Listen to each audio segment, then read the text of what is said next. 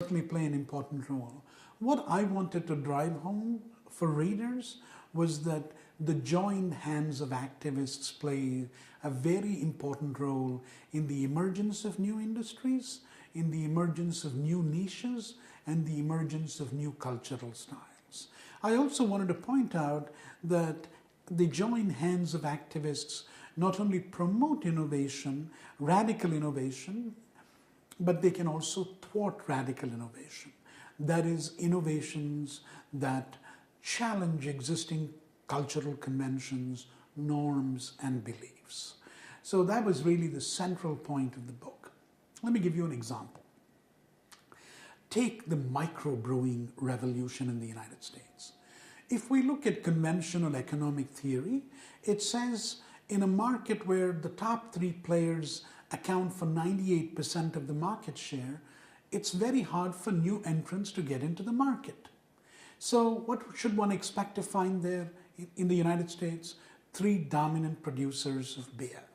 But if we look at the United States, the number of independently owned breweries is far larger than that of Germany, even though Germany has 1/3 or 1/4 the level of market concentration. Why is it we have 12 or 1,300 plus independently owned breweries, or even more? The answer is the microbrewing revolution. What did the activists do there? What the activists did was they constructed a hot cause. What's a hot cause? A hot cause is a cause that ignites emotion. Why is emotion important? Well, if you've got to change the beliefs of people, you have to ignite emotion. Think back, of a meeting in your office when, somebody says something and somebody else gets mad. Why is somebody else getting mad? Why is their emotion being aroused? Because a pet belief of theirs is being challenged. So there's a connection between emotions and beliefs, and that's what hot causes do. They ignite new belief. In the case of the microbrewing movement, what was the hot cause? The hot cause was homogeneity.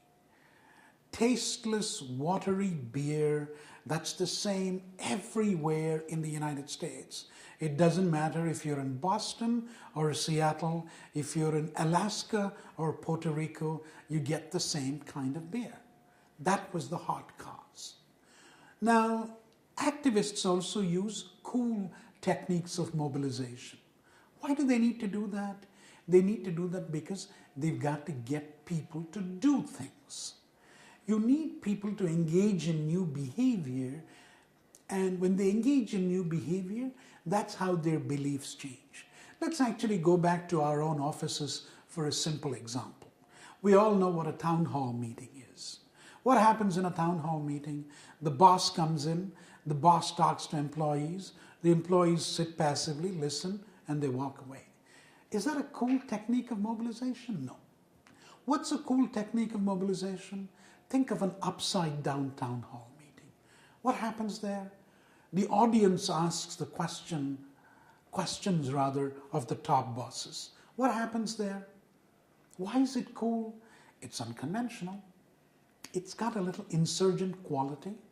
So if you sit in this upside-down town hall meeting, you see other people asking questions and the top brass answering them. You say, hey, maybe I can ask a question too. When you do that, others kind of follow suit. So what's happening? People are behaving by asking new questions. When that happens, you're also empowering them. Back to microbrewing. What were the cool techniques of mobilization there? They first began by organizing microbrewing festivals. What's the point of the festival? Come on out here, have a good time, check out different kinds of brews, develop your sense of taste as a consumer. And if you go in, even as a home brewer, I might actually see, my God, Paul's made a beer, I'm a home brewer, I can make a microbrew too. You exchange ideas, you exchange techniques, and pretty soon what you've got is you've actually increased the number of entrepreneurs. That's what a cool technique of mobilization is. Now, what's very important to realize is, in the case of the microbrewing movement, it really did not cut into the market share of the big three beer producers. It expanded the market instead. Because people began to realize, my God, we can get beer that is made in small scale, made on premises in a brew pub, and uses artisanal techniques of production. So what that means is if you go to Colorado, the beer you get is different. The beer varies from San Francisco to, Helena, California, and so on and so on and so forth. So anytime there's a community, you actually have a local brew there. That kind of symbolizes, if you will, what the community is about. It was because of this microbrewing movement, America has more independently owned breweries than even Germany.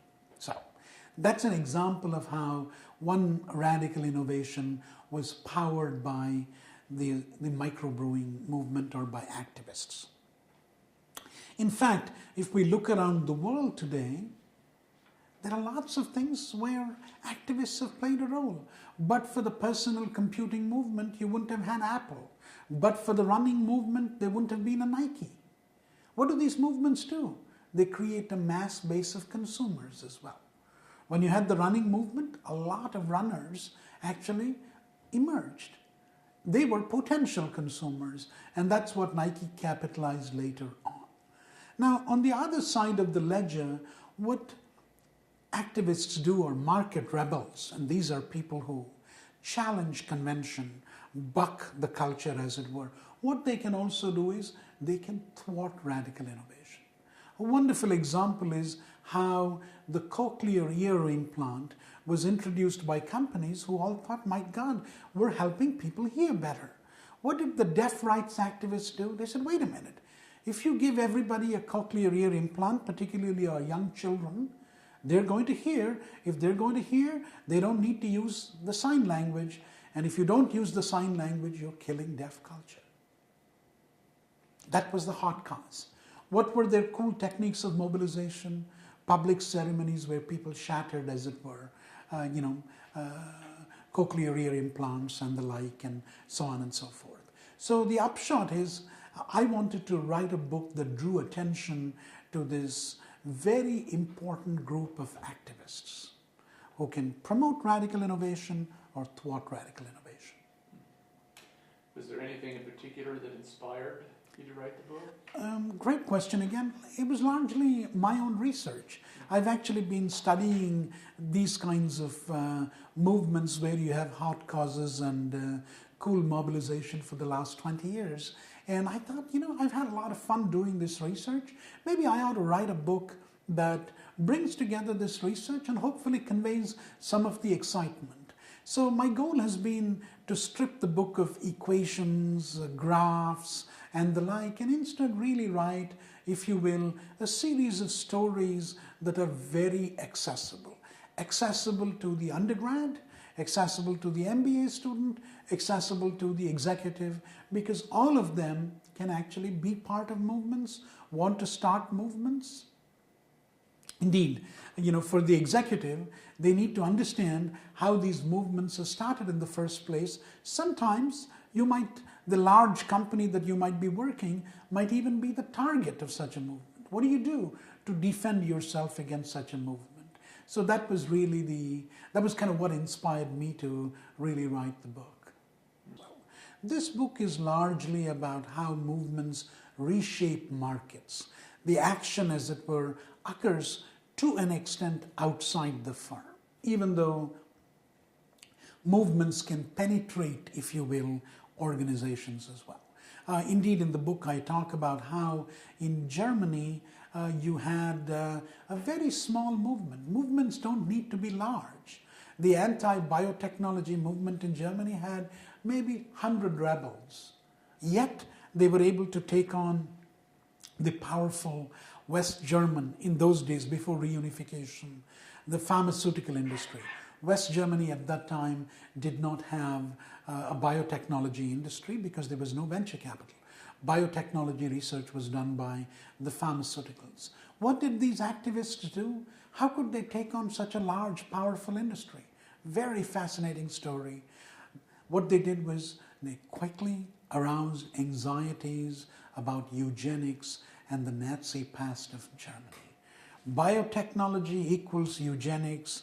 Biotechnology means the ghost of Nazi Germany. That was the hot cause. What was the effect? It was electric.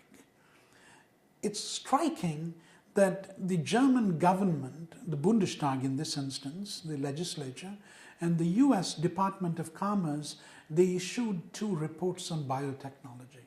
In the United States, the title of the report was Biotechnology and Its Opportunities. In Germany, the title of the report was Biotechnology and Its Risks. And it tells you what an effect that has. How did they mobilize public interest? They would organize debates. And what would the German pharmaceutical companies do? They would send a scientist to the debate, giving people information. Who would oppose them in a debate? You would actually have an activist dressed as a misshapen potato or a misshapen apple taking on this scientist. Who do you think won these debates? The activist, of course. Now, what did the German pharmaceutical companies do? They quickly realized these activists were targeting them and increasing the length of time it took for them to get regulatory approval. Regulatory delays means your net present value calculations are distorted. Who was the decision maker who was making decisions on the fate of biotechnology in German pharmaceutical firms?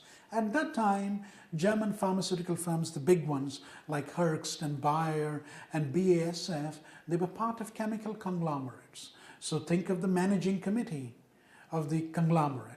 12 people or so in the committee, 11 of them are from the chemical side, you're the only guy from the pharmaceutical side.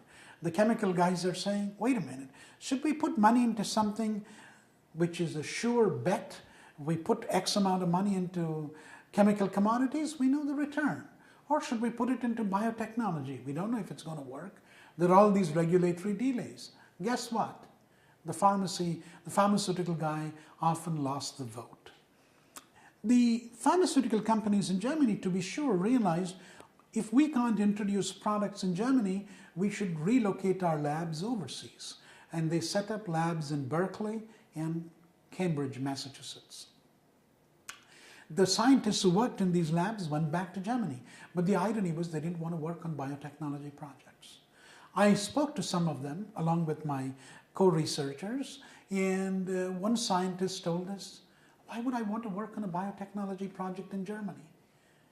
You don't understand the simple reality. The reality is many school teachers are anti-biotechnology activists. My kids are convinced biotechnology is a dangerous thing. Do you think I'm going to work on a biotechnology project and have difficult dinner time conversations? Of course not. Now, it's true that a lab in Germany could have used the research of a lab in Berkeley. But when we studied which patents the scientists in Germany were citing, whose patents were they citing? Their own or the patents of the labs in Berkeley? Their own. So the very structure of a multinational enterprise made it very difficult for knowledge to be shared. So that's how a small movement impeded the ability of large, powerful German pharmaceutical firms to commercialize their biotechnology. So what is next? What's next, I think, is the next logical kind of sequel, if you will, is to really understand how movements can actually play a vital role within organizations as well.